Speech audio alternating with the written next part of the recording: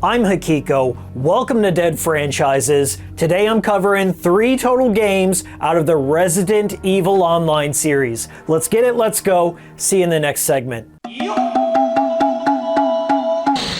Resident Evil Outbreak is one of those Dead franchises that I've wanted to cover the most. The quality of the game is not responsible for the death of this one, but instead, it was killed for being well ahead of its time. Released in the winter of 2003, Outbreak was one of the flagship titles for Capcom's grand online gaming experiment of bringing broadband gaming to PlayStation 2 consoles. Resident Evil Outbreak, Automata Lista, and Monster Hunter were 3 titles produced as a part of this experiment. For 2003, these games came with a high barrier to entry. Not only did you have to have broadband internet service, but you had to purchase an additional network adapter and hard drive to get the most out of these games. And yes, all 3 of these games did contain an offline single-player mode, so they can still be enjoyed today despite the lack of dedicated servers. I wish I could say the same about modern-day games. Resident Evil Outbreak is split up into 2 separate games, Outbreak File 1 and Outbreak File 2, although I do consider Outbreak File 1 and 2 to just be one large game, since File 2 was comprised of mostly cut content from Outbreak File 1. It's the same cast, it's the same continuing story, and there's shared save data between both versions, so all of your bonus points and unlockables carry freely between the 2 versions. For the purposes of capturing game footage in this video,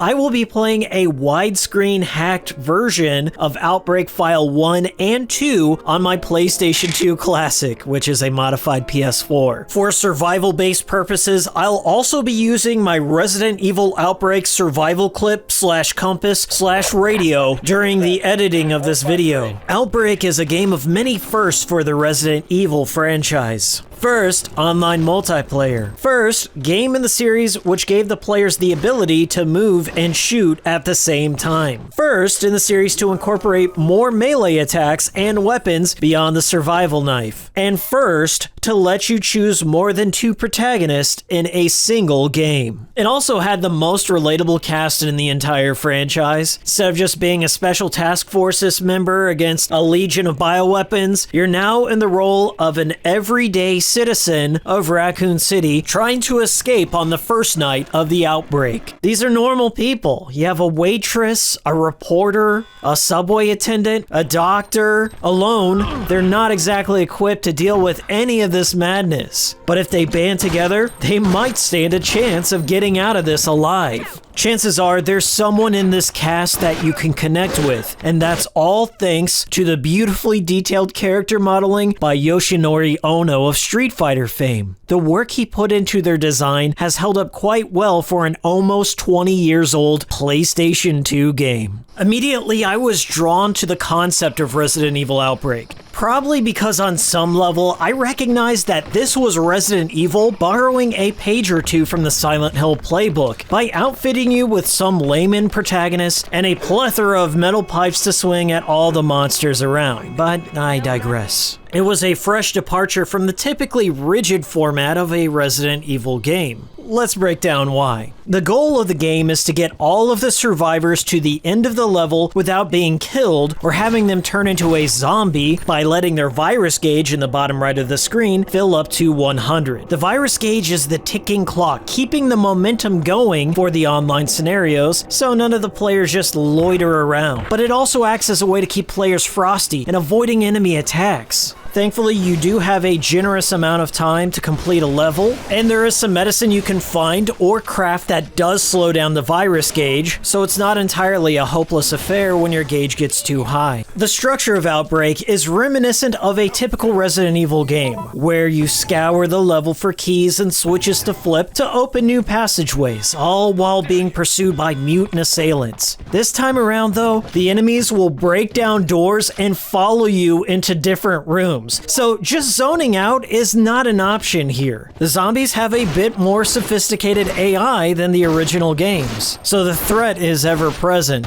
Each of the characters is somewhat defined by their occupation, as a means to emphasize what they can contribute to the team. Individually, they might possess a unique skill, level-specific item, or knowledge of the area to lend to the group. As you play through each of the scenarios, you might find a character-specific trait to be more desirable than others. In offline mode, you're given the choice between a protagonist and 2 AI partners. I always tend to pick Yoko for one of the partners because she has a backpack, which allows her to carry more items than the rest of the cast. She's the designated item mule. The personalities of each of these characters really shine the more you play with them. You'll come to understand each of their attributes, skills, and backstories through the gameplay, with minimal story interruptions every once in a while. Everything started to go wrong from then. No, maybe we just didn't realize things had been going wrong for a long time. My absolute favorite character has to be Jim, who's the subway attendant that somewhat looks like Dennis Rodman. He's a lanky guy with low defense, and he's not exactly built for combat, and he's a bit of a coward. So the developers played into each one of these traits by giving him a focus on evasion. Jim has a passive ability to detect all the items in any room he enters, which will be highlighted on his map. He's also rarely attacked by enemies for some prejudiced reason, but if he ever is, he also has the ability to just drop down on the ground and play possum, and enemies will just pass him right by. This does come at the expense of some of his virus gauge filling up rapidly, so use it with caution. Jim also has one of the more interesting skills too. He starts each level with a lucky coin in his inventory, which he can constantly flip to increase his critical hit chance if he lands on heads. If he gets up to 3 concurrent heads in a row, Jim will become one of the strongest characters in the game. Another interesting fact is if you play the subway level Underbelly, Jim will come equipped with an employee key at the start, allowing you to get access to the back rooms much earlier than the other cast members. These are just some of the unique complexities the developers put into each of the characters of Outbreak. I've been playing this game for years and I still discover new things about each of the characters.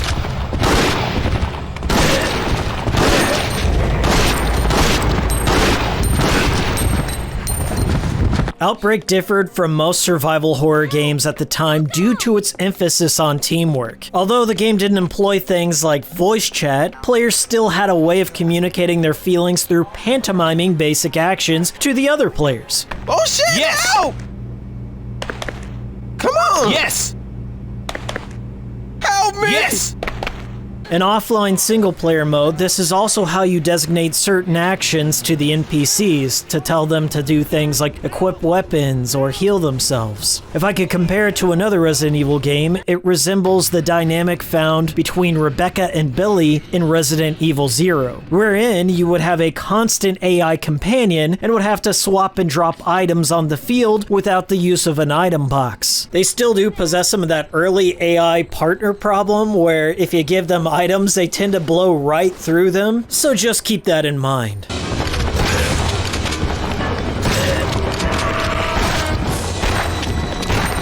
They did not just phone it in this time around with the level design. There's a great blend of pre-rendered backgrounds and 3D models which evoke a sense of timelessness to these environments. I'm still in awe of the mastery of the fixed camera placement Capcom imposed upon the player, and there's even some examples of camera panning going on to keep the player in frame and to compensate for the sheer scale of some of these levels, instead of just resorting to quick camera switches. As I mentioned, there's a lot of Silent Hill influence upon Resident Evil Outbreak. It feels like a lost entry at this point. From the chaotic city streets of Raccoon City during the midst of the outbreak, to the remote, fog-covered woods of the Arcalay Mountains as an axe murderer chases you down, there's a lot of interesting contrast going on to differentiate each of the levels, giving it a unique look and feel, whilst also including some of the more iconic locations from the Resident Evil franchise. It's a self-addressed love letter to Resident Evil. The game starts starts off in a bar right before the events of Resident Evil 2, just as the city begins to fall to the undead. It's debatable whether or not the scenarios are independent from the mainline story, but regardless, I just like that they exist to add more details to what's going on the outskirts of the city to give the player a better understanding of how quickly and far-reaching the outbreak truly was. We've reached threat level zombie elephant status. Things can't get much more fucked from here.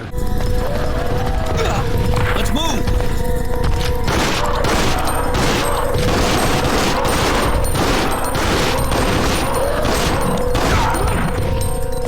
Some levels feature a unique gimmick to consider for survival. For example, in the scenario Desperate Times, which takes place in the Raccoon City Police Department before it falls to the undead, the Force has implemented a nerve gas security system which will randomly fill an area with toxic gas. So the players need to keep a gas neutralizing canister on hand to clear the area before it kills the team. Each level also has a set of specific tasks to complete, some of which will lead to a different outcome for the end of the level, usually in terms of which stage boss your team will be facing by the end. Also, depending on which player you pick for the scenario, you might encounter some scenes and dialogue that will change some of the outcomes for the story. As I said, it's up for debate what's truly canon here. As you explore each of the areas, the team will make passing comments on the situation, some of which are useful clues about the objective at hand, but mostly they're just spouting out flavor text in a verbal diarrhea fashion. Shoo! Shoo! Watch out! Hey! What's wrong? Usually in survival horror, the less said the better, but I'm willing to lend it a pass since Resident Evil Outbreak's core focus is about teamwork, and you do want to communicate because communication equals teamwork, so there you go, it's fine. Here's something peculiar. I'm not sure if this is useful. Hey! Hey there!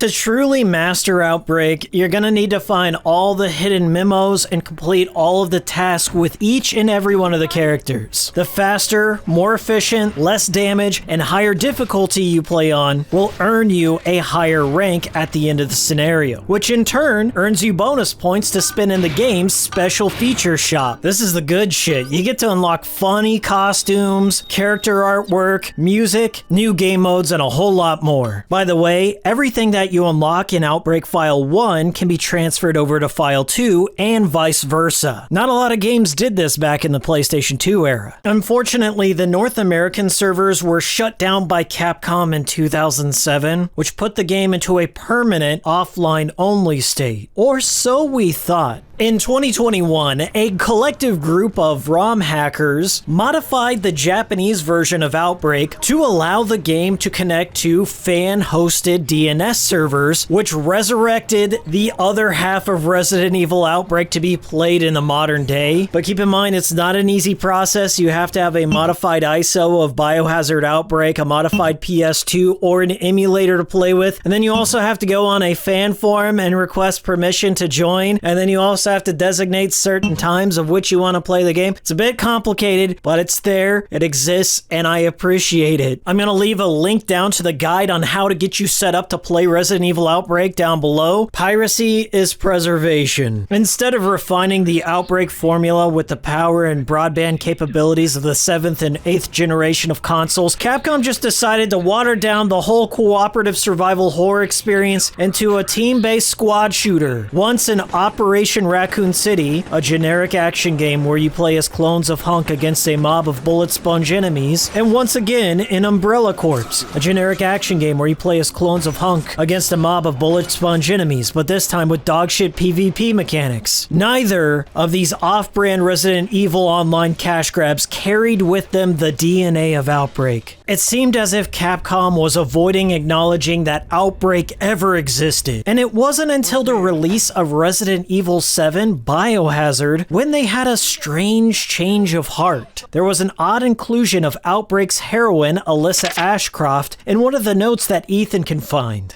Alyssa is credited as an author for the Dolby Daily. But it wasn't just that. There was an even more obscure nod to Outbreak found within the Resident Evil 2 remake. If you look inside the office at the RPD, you can find a name placard for Rita Phillips. Rita was an NPC in Outbreak File 2, in the Desperate Times scenario. She was responsible for helping the survivors evacuate the police department by crawling through a secret tunnel and going out for help. But we're not stopping there. There's also another unconfirmed reference to Outbreak in Resident Evil 3 remake. There's a hidden radio call that Jill can stumble upon about a police officer trapped inside a bar with 3 other survivors, one of whom is injured.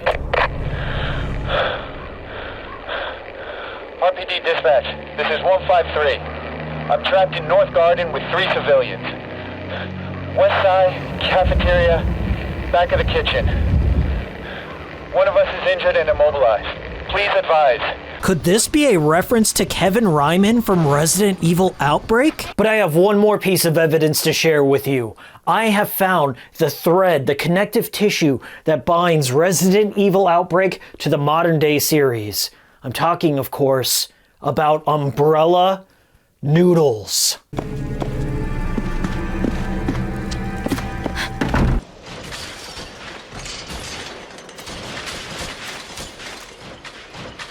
Resident Evil Outbreak HD confirmed! These nods to Resident Evil Outbreak make me wonder how much of Outbreak's storyline is being folded into the official canon of Resident Evil. What if I told you that there's already a Resident Evil Outbreak successor put out by Capcom themselves, and it was included with every copy of Resident Evil 3? I'm talking, of course, about Resident Evil Resistance.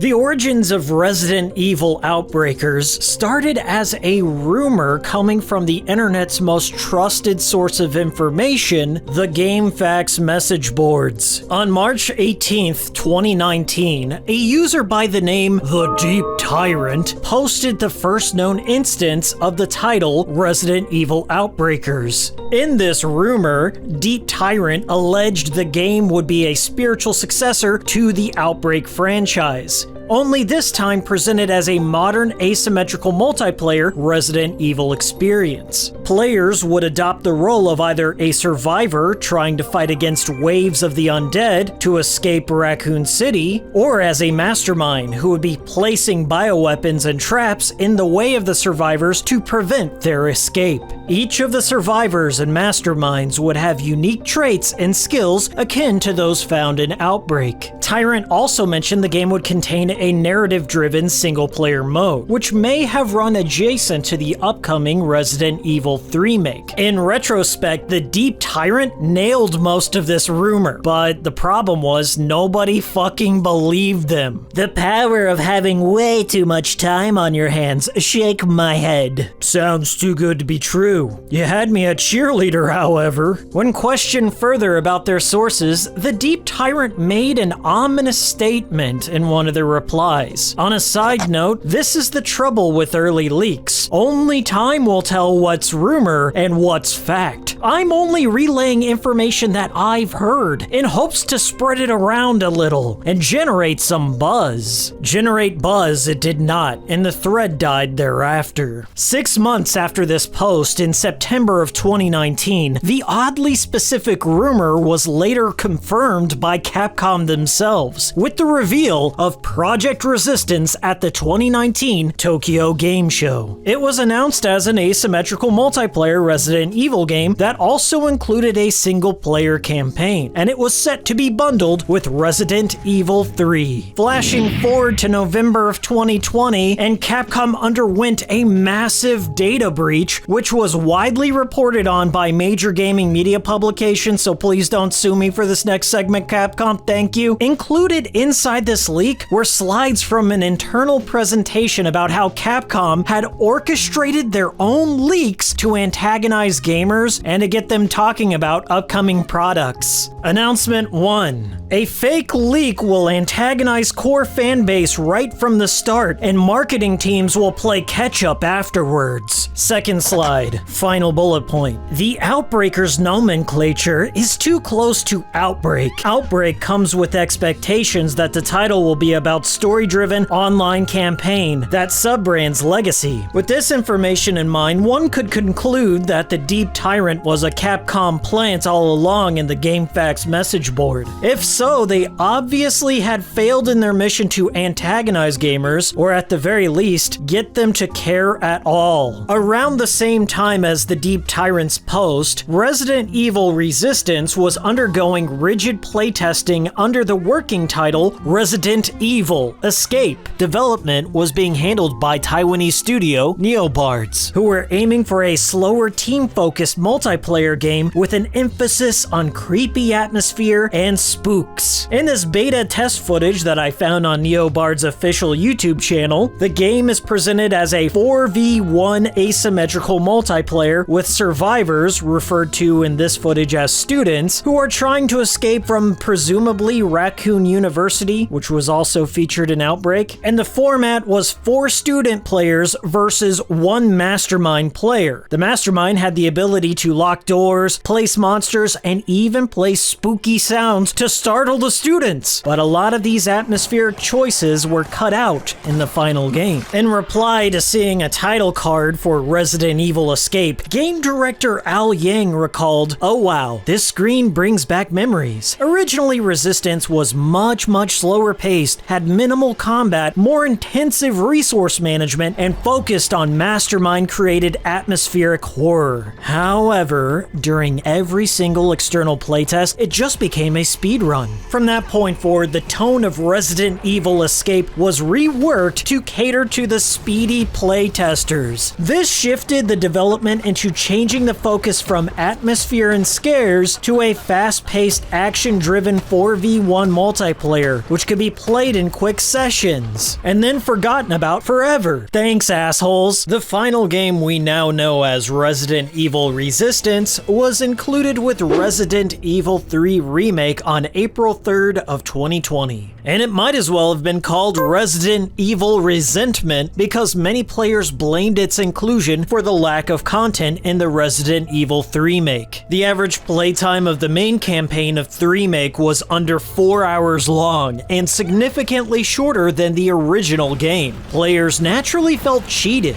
If you also consider that the Resident Evil 2 Remake had 4 separate campaign routes to complete and 7 additional game modes to challenge, it was an extremely tough act to follow. Resident Evil Resistance is a non-canonical action-based 4v1 multiplayer-only game. Capcom had initially announced that Resistance would include a narrative-focused campaign at TGS 2019, and they later confirmed the existence of the campaign in an interview with PlayStation in September 2019, 6 months before the game was set to launch. The exclusion of a story mode did no favors in getting players invested in this cast of non-canonical knuckleheads. And if you want to know any substantial information about these characters, then you'll have to visit Resident Evil Wiki. Just who the heck is this guy? Martin Sandwich? That can't be right. Well, I'll be damned. Martin fucking Sandwich. It also doesn't help that the tutorials for the game are only 5 minutes long and bare bones as they come. It's just not enough time to grasp all the minutia of a real match. It does not inform the player of any of the survivor's strengths on an individual basis. The survivor tutorial does not even face you up against a mastermind or point out that you can take out cameras, which would inhibit the mastermind's abilities in that particular section of the map. That seems like a fundamental concept that needs to be communicated to the player, and it just isn't. You'll learn better in a trial by fire manner by joining a quick match and observing what the veterans are doing. The Mastermind tutorial is also pathetically short. It's a whole 2 minutes long this time around, and it does a terrible job about explaining the card system, which is critical to know if you're gonna build and apply a deck effectively. It also doesn't demonstrate all the little things you can do to get control of the map, such as locking doors or turning off lights. Players hoping to learn about the game will come away ill-prepared for the real thing, and that's a shame because there's a lot of complexity at play here if you dig deep enough. Okay, so if you choose to play as a survivor, you're essentially a rat in the Mastermind's maze. The levels are broken into 3 separate stages, which take about 5 minutes each to complete. There's no virus gauge to worry about, but time is still ticking away. The Mastermind will place monsters and obstacles in the way of the survivors, and if the Mastermind manages to kill a survivor, it eats 30 seconds away from the timer. If the survivors run out of time, it's game over. The survivors have to find key items, which will help restore time and open exits to the next stage. Stage 1 is usually a puzzle, where you need to find things like pieces of Mr. Raccoon here, which is also another nod to Resident Evil Outbreak. Stage 2, you'll have to use umbrella key cards to release locks. And the final stage requires the team to destroy 3 bullet sponge bioweapon containers, which will then open the final exit, which is the winning condition for the survivors. At the beginning of each stage, players can spend umbrella credits to purchase a weapon and healing loadout in a Counter-Strike fashion. Unfortunately, this runs counter to typical survival horror gameplay, where players would normally just take a nomadic approach to gameplay by just living off what limited items you find on the map. Having an item loadout kind of defeats the whole point of survival when you can just fish out a shotgun from the start. The survivors can inhibit the Mastermind's view of the map by taking out their cameras. January is the Mastermind's worst nightmare, as she specializes in taking out cameras with her hacking abilities. She's my personal favorite character. She can get abilities which will lock up the Mastermind's camera and prevent them from placing more enemies on the field, and this can be a critical strategy to employ when your team is rushing for the exit. Each character has a whole set of abilities to learn and bonus skills to equip, which makes for a giant mess when it comes to game balance. Also, the characters have their own exclusive leveling system instead of like an overall player rank. So after each match, the players can earn experience to level up that particular character. But the problem is the payouts are fairly low, and the experience requirements per level grow significantly higher after each level. This system encourages the player to stick with the same character if they want to contribute to the team without falling behind. I think this is a huge issue that breaks the entire balance of the game and makes most matches lopsided in favor to either the survivors or the Mastermind, and I'll elaborate further in a moment. So the Mastermind side of the game is incredibly creative, all of which have their own unique decks that include one big bioweapon, such as Mr. X. As the Mastermind, you'll pop between all the various cameras on the map and place traps and bioweapons from a deck of cards. You have like a mana pool, so you're limited on what you can place until you've charged up. You can also lock doors, flip switches, and do other little tricks to slow down the survivors. As the Mastermind, your goal is to waste the survivors' time as much as possible. So picking off survivors one by one is often the fastest way to win a match, since it's a 30-second penalty each time. The Mastermind can also take a more active role in matters by possessing one of the bioweapons on the field to attack the players directly. And after enough time has passed, you can summon a huge bioweapon to make short work of the survivors. I was getting serious Tecmo's Deception vibes from the Mastermind mode, and that's a high compliment in my book. Resistance has the aforementioned problem of balance. The game is catered specifically to players who have dumped an absurd amount of time or money into the game. The more matches you complete, the more result points you can earn. This is the currency that is spent on unlocking crates, which contain rare perks for the player. New survivors would stand no chance against a level 200 Mastermind with a rare set of cards in their deck. And because the matchmaking service is so garbage here, you'll often be placed in that lopsided scenario. High-level Masterminds will have access to crazy bioweapons that can emit toxic gas all over the field, which is a quick way to wipe out survivors in stage 1. On the flip side, if you're a low-level Mastermind and you get matched up with high-level survivors, survivors, you can get completely swamped by expert players who can easily jam up all your cameras and speed run through all 3 stages with no recourse on your end because you don't have shit in your deck to counter them with. If you see anyone dressed like an alpaca, then just disconnect because you're not gonna win. The unbalanced nature of Resistance incentivizes the player to purchase the RP Booster Pack DLC, which doubles the number of result points a player can earn from completing a match. Simply put, the perks can severely tip the scales into the favor of the lucky or diligent player over the newbies. If the loot box system was just limited to stupid skins, it would be a different story entirely. And I have a feeling that this milking was entirely a Capcom decision and not Neobard's at work. In retrospect, Resident Evil Outbreak was more basic in its approach by having a cast of characters with a static set of attributes and skills. You knew exactly what to expect from each character, all their stats remained the same, and it was fair. The player's resource management and cooperation with their team were the deciding factors for success in this game, not how much money and time they wasted on it. Resistance would have been so much better if all these characters were specialized to have only 1 or 2 major abilities with no equipable perks to keep their roles better defined and the game balanced. Unfortunately, the game's best content does not come to surface until you've dumped a significant amount of time into it, so you can unlock all the abilities for each of the characters and stand a better chance against the veterans. New players are just alienated from the start. To make matters worse, the game does not have dedicated servers and cheating is rampant. The Mastermind player serves as the host for each of the matches, meaning the quality of the match is at the mercy of their connection or lag switch. Sometimes you'll be playing a match and one of the survivors will disconnect. Well, now you're down a party member and at a disadvantage from the get-go. Did anyone think to just substitute the missing survivor with a bot or another player via matchmaking between stages? It didn't take long for players to catch on to all of Resistance's problems. The all-time peak of the game was over 4,000 concurrent players on Steam, and that was near launch, but the player base dropped 75% in a week, and presently it is down to an average of 50 total players per day on PC. At launch, Resistance had a roadmap for content for 5 total months of updates. The most significant updates were adding 1 survivor, Jill Valentine, 1 additional mastermind, Nikolai, and a handful of maps. When month 6 rolled around, official support for Resistance was dropped forever. To add insult to injury, Capcom recently announced that Resident Evil 7, 2 Remake, and 3 Remake would all be getting next-generation title updates to enhance visuals and performance of each of the games. But Capcom clarified that Resistance would not be included in any of these updates. Capcom rushed this game out to die, and what happened here is a crying shame. Because despite it being a terribly unbalanced game, I eventually learned to deal with these problems and make the best of the experience over time. If you get lucky and connect with a team around your same skill level, the beauty of Resistance will shine through. There's a lot of fun to be had here. Now granted, it's not a true successor to Outbreak by any stretch, and I'm still pissed that Capcom tried to build the association to Outbreak by leaking all the Resident Evil Outbreakers information, even though it didn't catch on. I just wish we could have had that initial atmospheric game presented in the Resident Evil Escape pitch. I still think some of that chilling atmosphere made it into Resistance because some of these maps are downright spooky if you take the time to stop and look around at your environment. Neobards displayed a love of the franchise and included so many little nods to past Resident Evil games, which you might miss when you're speeding around the maps. Hell, they even gave a nod to Victor from Darkstalkers. What the heck? This has to count for something. With a little rebalancing, Capcom could revive this project into a better game, but it's evident that's not what they plan to do.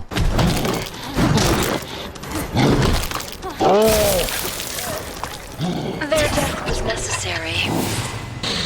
Resident Evil Resistance wasn't as bad as they made it out to be, but it still has its share of problems that hold it back from greatness. It really could have been a modern-day spiritual successor to Outbreak if they removed all the pay-to-win stuff and all the perks and all the balancing things, maybe got some dedicated servers in there and not drop support after 6 months.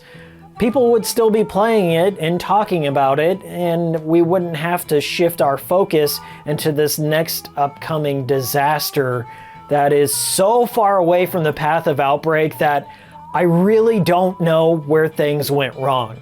Resident Evil Reverse.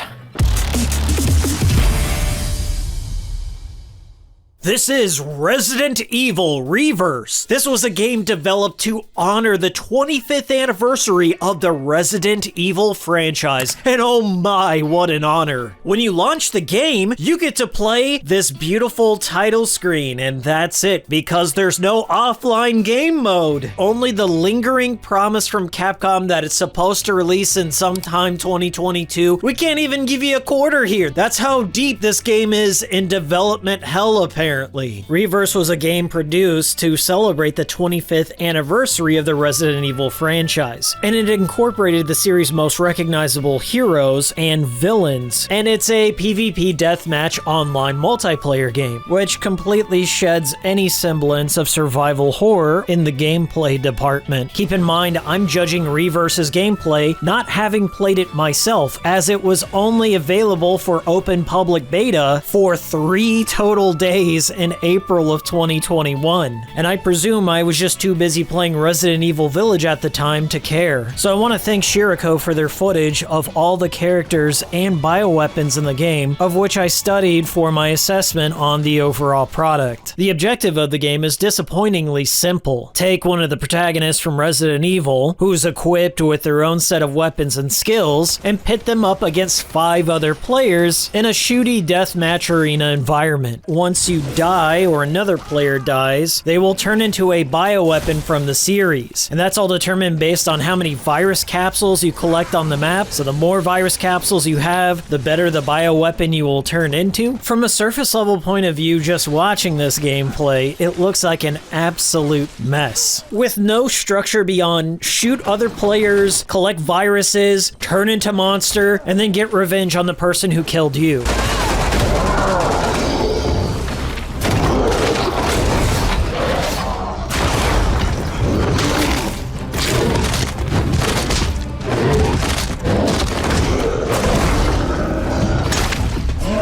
When I was watching all the playthroughs of the various characters on their roster, I kept being reminded of the issue of balance presented within Resident Evil Resistance. Clearly, there are some characters that have better skills and equipment than others. It seems far more advantageous to pick a character like Hunk, who is equipped with a standard assault rifle, which has no problems taking out players close and afar, and his skills seem fairly overpowered. For example, Hunk has an Assassin's Creed-like hidden blade attack that delivers a one-hit kill on enemies, and if he ever needs to get out of a sticky situation, he can turn invisible by using active cloaking and dip out into an advantageous area for a chance at recovery or to get a better vantage on other players. Contrasted against a character like Claire Redfield, who seems to have the worst skills out of any character. She has a small electric alternator that she can throw that does chip damage to all the enemies nearby, but in most cases it just seems to attract attention to her position. And then she has an adrenaline needle, which recovers a small amount of HP and stamina. Although I can't imagine you'd use it in a beneficial way, as once an enemy has you in their sights, you're as good as dead. Skills and weapons aside, it makes you wonder if each individual character has their own set of stats. Do some have higher defense? Do some have more health? Lower cooldown times for the skills? All these fundamental questions were never answered through the gameplay. I would certainly hope they create a more robust practice mode than the one found within Resident Evil Resistance by providing the player with either a target range or a set of bot players to get a greater feel for each one of the individual characters, so the player can fine-tune their preferences outside the confines of an online match. Granted, the trial by fire approach might work better here in Reverse than it did in Resistance, but if they ever do introduce stuff like an economy of different weapons and loadouts for each each of the individual characters, or perhaps new skills and cards in general, it would just be great to try before you buy. I don't even know how to balance the whole bioweapon aspect of the gameplay. When you die, you revert into a bioweapon, which is determined based on how many viruses your character picked up on the field. I couldn't see a visual indicator which determines who you're gonna turn into, but I assume the lower you are, the worse the bioweapon you become. For example, if you have no viruses, you'll turn into a fat molded from Resident Evil 7, whose only notable asset is that they explode when they die. This bioweapon has 0 range, so good luck on getting your revenge on the person who killed you before they kill you again. Then there are bioweapons like Jack Baker, which was my entire reason for wanting to play this game. He does possess some skills like being able to spin around his chainsaw scissors, or he could grab a player and welcome them to his family. Welcome to the family. But compared to his human counterparts, he's at a natural disadvantage because they all have long-range weaponry. He also seems to be a tad slower than the other bioweapons. That also becomes quite problematic when you're faced up against a nemesis that can produce rocket launchers at any given moment. How do you fix this sort of natural imbalance? Or do you even bother? Just watching these small clips of this chaotic gameplay, and I'm already bored with the premise. How do you grow an active online player community when the premise here is so thin? And once further, how do you do it 6 months later after the initial window for the game's launch was missed? Capcom has no concrete dates, advertising, or faith from the player base that this is going to be worth a damn, considering how mishandled Resistance was. As a player, why should I bother getting invested in a game that Capcom themselves won't get behind?